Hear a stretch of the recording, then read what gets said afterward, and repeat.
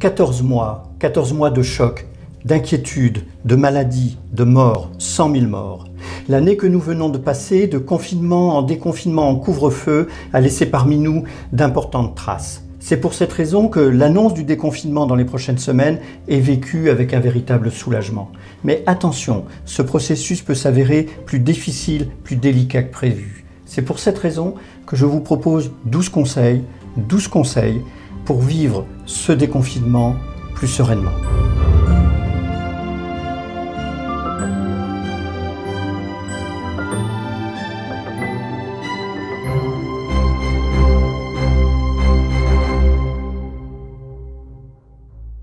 Nous venons de vivre une période extrêmement difficile et à l'annonce du déconfinement qui va s'étaler maintenant sur plusieurs semaines, plusieurs mois, un véritable soulagement s'est installé. Bien entendu, c'est positif.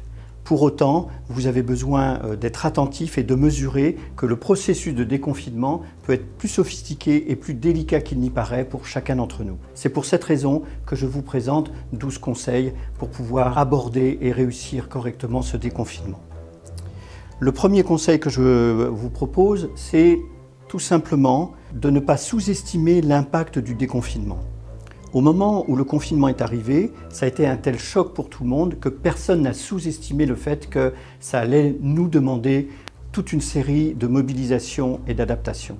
À l'inverse, le déconfinement est vécu comme quelque chose de tellement positif que je peux ne pas voir que ça va me demander aussi de me mobiliser et de faire des efforts. J'ai besoin vraiment de mesurer et de ne pas sous-estimer ce processus et ce qu'il va me demander. Le deuxième conseil, c'est de bien prendre la mesure de ce qui nous est arrivé collectivement. Parce que pendant les 14 mois et pendant la crise, selon nos tempéraments, nous pouvons avoir tendance à édulcorer ou à nous raconter qu'au fond tout ça n'est pas si grave. En réalité, une crise comme celle que nous sommes en train de vivre et dont nous sommes en train de sortir, il n'y en a pas eu d'aussi importante depuis le deuxième conflit mondial. 100 000 morts à l'échelle de la France, ce n'est vraiment pas rien. Vous avez donc besoin vraiment de mesurer que ce qui nous est arrivé, c'est quelque chose de grave. Mon troisième conseil, c'est un conseil qu'on utilise à peu près tout le temps dans les processus post-traumatiques, c'est de trouver une personne ou deux personnes dans votre famille ou parmi vos amis, si vous ne l'avez pas déjà fait, à qui vous allez raconter votre confinement, ce que vous avez vécu, les émotions, les difficultés, les doutes, peut-être même la déprime que ça génère chez vous. Pourquoi? Parce que le fait d'exprimer tout ça, ça va vous libérer et ça va vous apaiser et ça va limiter dans la durée les effets du traumatisme. Quatrième conseil, n'allez pas trop vite. Nous sommes dans une société de la vitesse et de l'urgence. On n'a pas plutôt vécu cette crise incroyable qu'il faudrait déjà avoir tout remis à la normale et qu'on n'en parle plus. Ce n'est pas comme ça que ça va se passer. Le processus de déconfinement, il va prendre du temps. Il va rester dans les têtes, il va rester dans les émotions pendant pas mal de temps.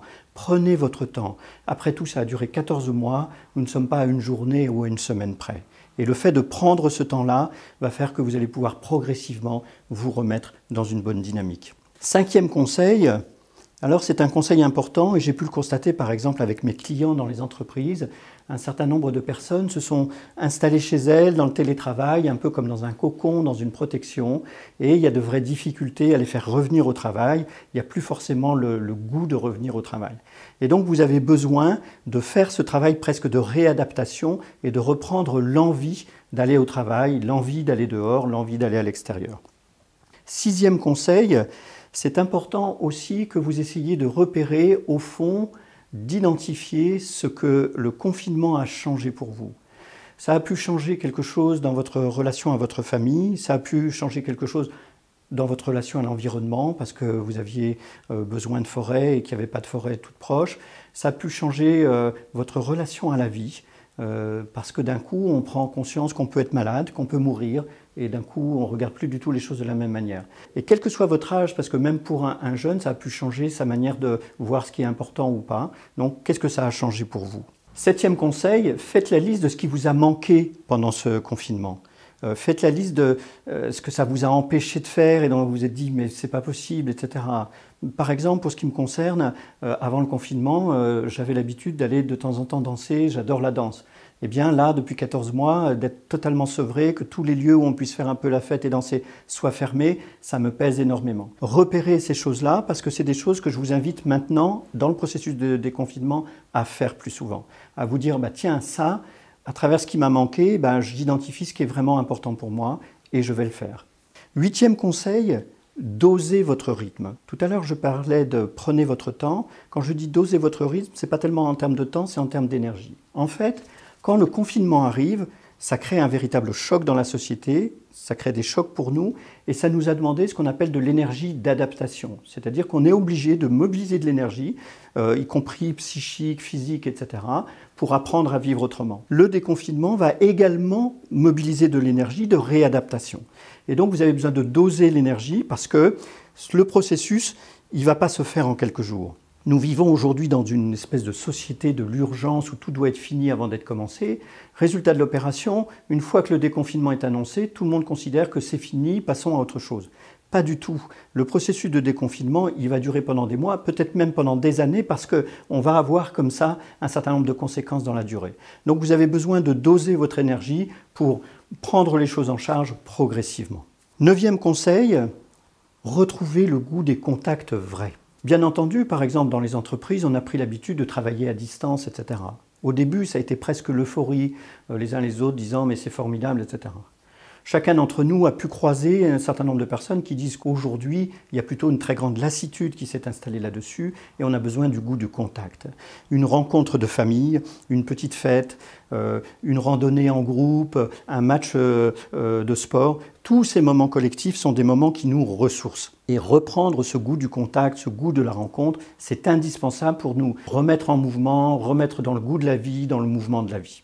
10e conseil, je vous invite, au terme de cette période, à faire le point sur vos apprentissages. Au fond, qu'est-ce que vous a appris ce confinement? Ça peut être des choses pratico-pratiques. Ah tiens, j'ai appris à utiliser le logiciel Zoom ou Teams ou autre chose.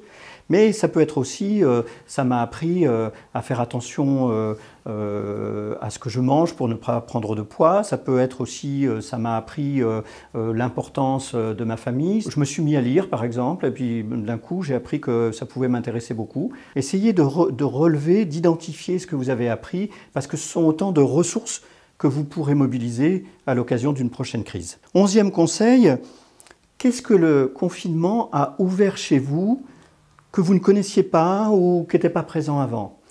Je vous donne un exemple. Pendant longtemps, vous vous étiez dit « Tiens, ce serait intéressant que je me mette un peu à la méditation ». Vous n'avez pas eu le temps. Et pendant le confinement, vous aviez du temps, vous avez commencé. C'est intéressant de voir que ça a ouvert cet espace qui demande à être prolongé. Ça peut être le goût de la lecture dont je viens de parler à l'instant, ça peut être faire la cuisine plus souvent par exemple, parce que beaucoup de Français ont été amenés par la force des choses à beaucoup plus cuisiner. Eh bien peut-être que je me suis découvert un plaisir à faire la cuisine pour ma famille. Et qu'est-ce que je vais prolonger de ce qui s'est ouvert pour moi dans cette période? Et puis, tout dernier conseil, le 12e conseil, c'est que pour moi, ce qui serait... ce que je suggère, et puis évidemment chacun fera ce qu'il veut de chacun de ces conseils, mais c'est au fond de faire de ce déconfinement presque une renaissance.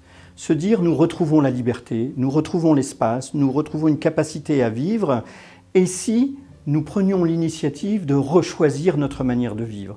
Et si nous faisions autrement, qu'est-ce que nous ferions autrement? Qu'est-ce que vous pourriez faire de différent à l'aune et avec cette expérience, avec tous vos apprentissages?